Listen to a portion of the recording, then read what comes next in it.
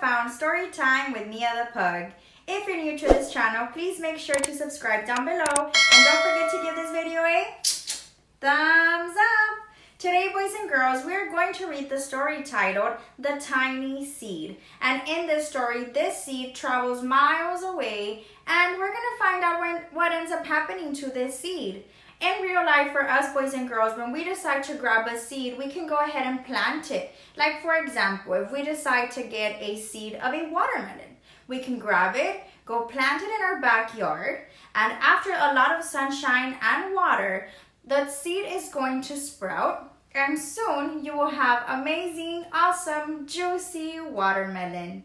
Now, in the story, I don't know what happens to this seed, so let's get right into it and let's find out. Are you ready, mamas? Let's begin, guys. The Tiny Seed by Carle. It is autumn. A strong wind is blowing. It blows flower seeds high in the air and carries them far across the land. One of the seeds is tiny, smaller than any of the others.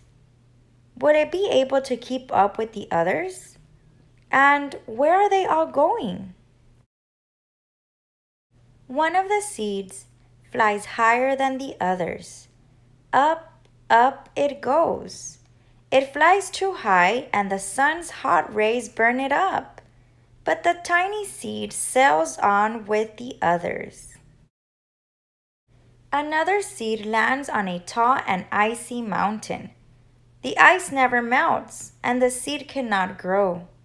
The rest of the seeds fly on, but the tiny seed does not go as fast as the others. Now they fly over the ocean.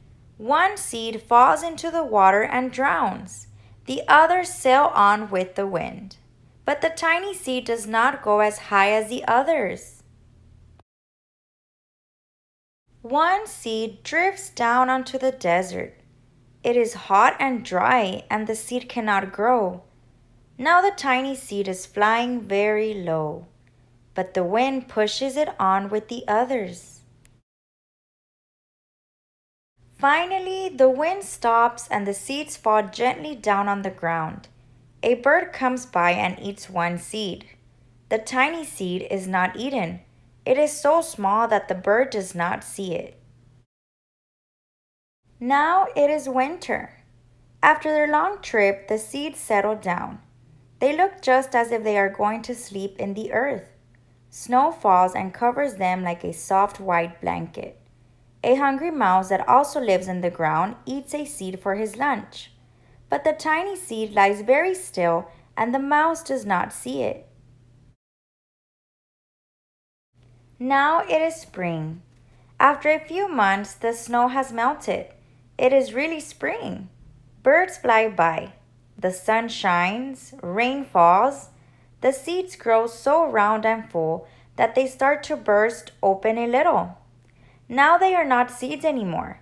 They are plants. First, they send roots down into the earth. Then, their little stems and leaves begin to grow up toward the sun and air. There is another plant that grows much faster than the new little plants.